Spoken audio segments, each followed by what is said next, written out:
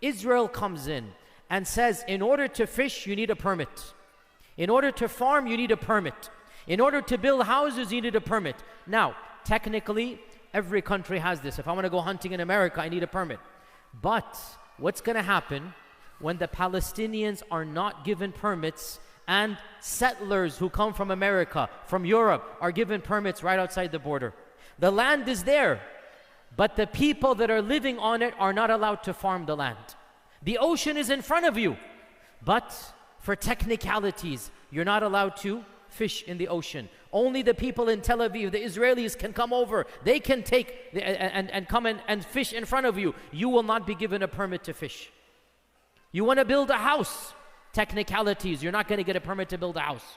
You want to correct the sewage system, you're not allowed. By the way, for 30 years, the sewage system of Gaza has not been allowed to be corrected. The same pipes that were built 30 years ago, 40 years ago are still there. Can you imagine the problems that they have here? Why? Because Israel did not allow permits. What are people going to do? Well, whether we get permits or not, we need to build houses. And so they build houses in Gaza. They build buildings in Gaza without permits. What's going to happen? Your son was found throwing a pebble at the tank. Israel's going to come in and say, oh, your son did this? Guess what? You don't have a permit for your house. Why do you not have a permit for your house? Because you weren't given one. You kept on applying, you kept on going, and they kept on delaying. So they will tear your entire apartment, your entire house down, and the UN comes, America comes, oh, I'm sorry, this is not, he just didn't have a permit. You see, they're playing games here. He didn't have a permit. They didn't have a permit to, now, Gaza, the electricity, the water, the internet, everything is controlled by Israel. The land outside, controlled by Israel. The ocean, controlled by Israel.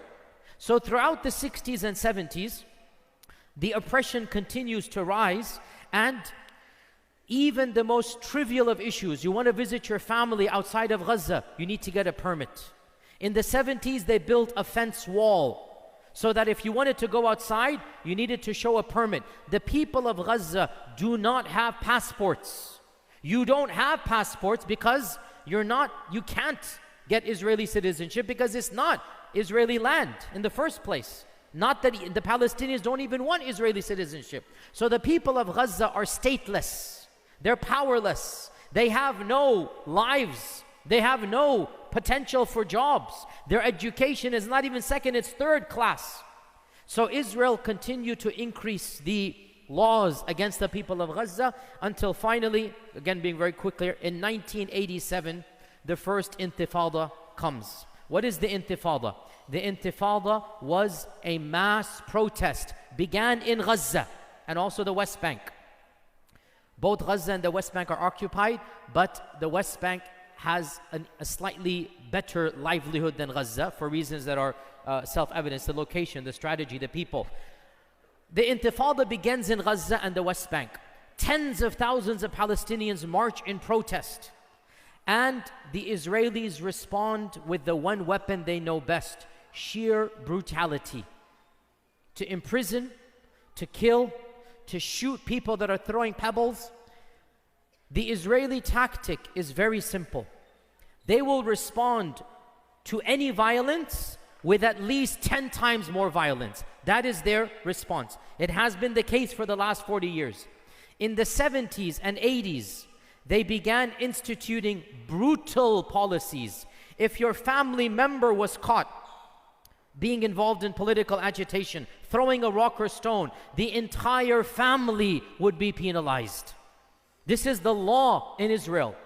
In the 90s, actually late 80s, 90s, the Israeli Supreme Court allowed, listen to this, the breaking of the bones of children who throw rocks at the Israeli security.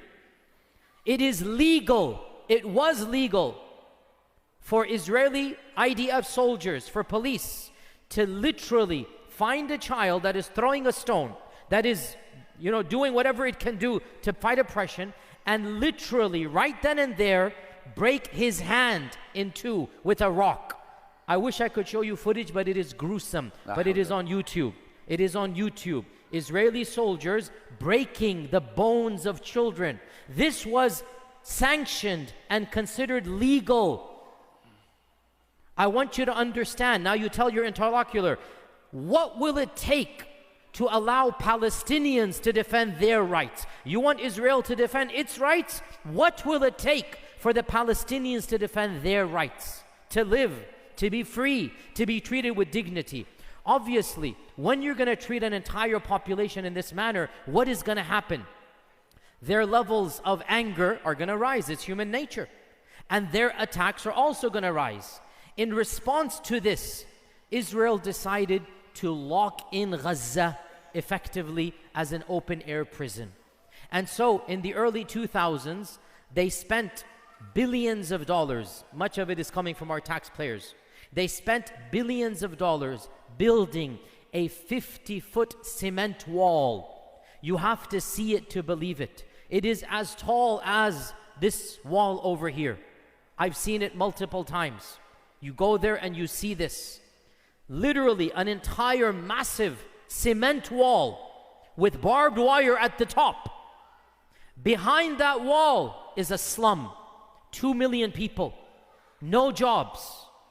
Barely able to educate because they're not allowed. No careers. They're not allowed to learn, earn, live a dignified life. Their movement is controlled 100%.